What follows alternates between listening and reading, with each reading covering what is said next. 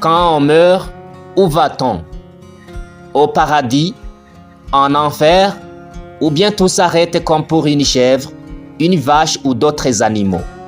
C'est une question que tout être humain se pose toujours, sans jamais obtenir de réponse définitive.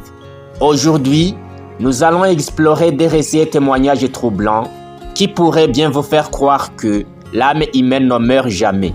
Seul le corps disparaît, mais l'âme, elle, continue son voyage.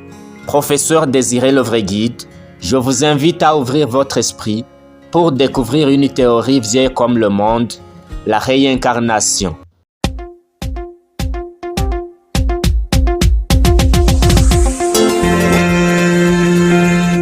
Utafiti Media Sound. Que devient l'âme après la mort? Selon la foi de nombreuses religions, les bons vont au paradis et les méchants en enfer. Mais cette vision n'est pas partagée par tous. Il existe une croyance ancienne et répandue selon laquelle le corps meurt, mais pas l'âme. Une fois libérée, elle entre dans un autre corps, souvent celui d'un nouveau-né, parfois même dans un animal. C'est ce qu'on appelle alors la réincarnation. Cette croyance est très populaire en Asie, notamment en Inde, au Tibet, au Népal, chez les bouddhistes et les hindous. Elle remonte à des milliers d'années, même avant Jésus-Christ, et faisait partie des philosophies anciennes de la Grèce. Le principe est simple. Quand tu meurs, ton âme va habiter un autre corps, et ainsi de suite. Parfois, elle est passée par le corps d'un animal, soit la vache, poisson, serpent, ou bien n'importe quel autre animal, sauvage ou domestique. C'est pourquoi certaines cultures refusent de manger certains animaux, croyant qu'ils peuvent héberger une âme humaine. Mais ce n'est pas seulement une croyance, il existe des témoignages réels. Des enfants entre 2 et 7 ans qui se souviennent clairement des vies qu'ils n'ont jamais vécues dans ce monde depuis leur naissance actuelle. Prenons le cas fascinant de James Leninga, un petit garçon américain. Dès l'âge de 2 ans, James se réveillait en hurlant la nuit.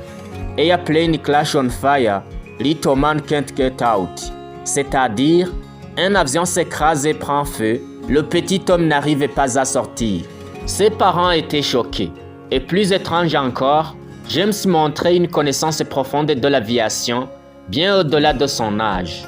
Il pouvait identifier les parties d'un avion en termes techniques que même des adultes ignorent. Un jour, il a dit « Ceci s'appelle drop tank, le réservoir de largage. » Tout le monde s'est étonné. Avec l'aide d'un psychologue, ses parents commencèrent à l'interroger. C'est alors que James raconta qu'il avait été pilote de chasse pendant la Seconde Guerre mondiale. Il pilotait un avion corsaire qui avait été abattu par les Japonais au-dessus d'Hiroshima.